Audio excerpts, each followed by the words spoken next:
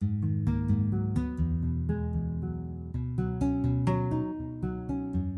ordination day was, the weather, I still remember the weather was beautiful, even though it was February 2nd. It was one of those beautiful days, didn't have to even wear an overcoat. But being ordained, there were two things that stood out. One was when we had the recitation of the saints, you know, the litany of the saints, and we were laying down there, and there were 19 of us tonight. My face was right down on the cold floor of the cathedral, and I said, "Is this really happening?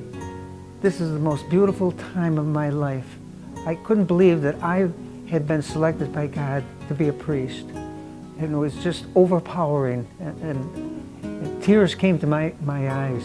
And then when the priests, all the ordained priests who were in attendance, they came up and they placed their hands on my head. I could almost feel the Holy Spirit just doing something to me, just making me different. So it was an outstanding time, and I still feel that that was the most outstanding thing that ever happened in my life. So that was a great day, and later on, giving the blessing to my parents and friends, it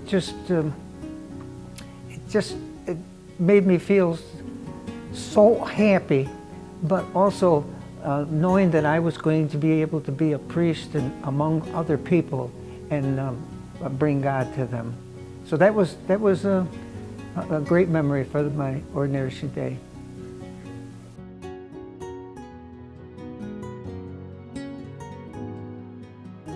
Well, for being a priest, you are a member of the society that you belong to. It's the family of people, but you are very special because you can do so much for them. Not just bringing the sacraments to them, allowing them, but like visits to the hospital where you feel people who are in need, people who need your prayers and love, and just holding their hands is so important to them. In Catholic Charities, being able to deal with the people who have been forgotten, people who are impoverished, people who had no voice, and I was able to be their voice. I was able to be their witness. It was just a wonderful time in my priesthood. Being in the service, being able to serve all the servicemen and women. There were so many young people in the service, usually between 18 and 23, something like that. Your sermons could focus right in because they were all about the same age. But they were so beautiful in their faith. And today, you know, people think that the church is hurting. Well, it's not hurting. We need a little Band-Aid help. There's no doubt about that. But it's because I see, as I travel around in all my assignments, I see people doing different things today. I see hope. I see new grouping of people. I see groups of men coming together, groups of women coming together to do God's will. They're not sisters or they're not priests. They're just ordinary people who love God very much. I see today the Holy Spirit working in the world. And the Holy Spirit is the most important thing, but not only in our baptism and confirmation, and of course at the time of ordination, the priest receives a real, an injection, you might say, of the Holy Spirit. But I see it in young people, and I have great hope in the church. Maybe our attendance will be a little bit lower, but it'll be people who really love God. And you know, all my life, especially in Catholic Charities, and people wanted to do things, they asked me, and I always said, try it. Try, don't be afraid to do things that you've never done before, or try something different. If it works, fine. If it doesn't, get rid of it. But don't be afraid to try it. And so I say to young people today, Don't be afraid to try being a priest or a sister. And, it's a great life.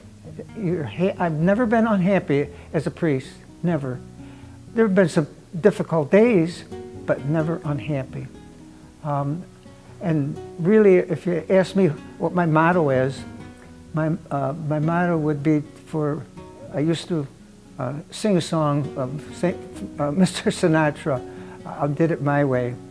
Well, I hope in all my priesthood that I did it God's way and not my way.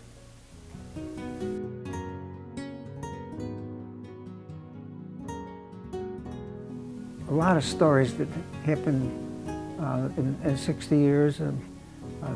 Many times visiting in a hospital where a person was necessarily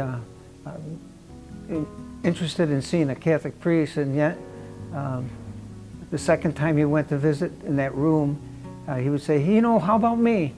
Something like that. Something extraordinary like that would happen where they would receive some faith from the person that they were with. In the service, one of my most difficult services was to visit the families of servicemen who were killed, and to meet with the wife maybe, or the family, the parents. It was very difficult for them, and they all reacted in all different ways. They might take the sock at you, they might faint in your arms. You never knew how they were going to react, but it was a time of grace, because you could bring peace and love and understanding to them. And those were some of the experiences that I had, and I still remember them. Even though difficult, you know, they were times of grace for both of us. And during the time in the service, of course, I learned to work with other chaplains. I think that's where evangelization really got a head start, and because we worked together for one another and with one another.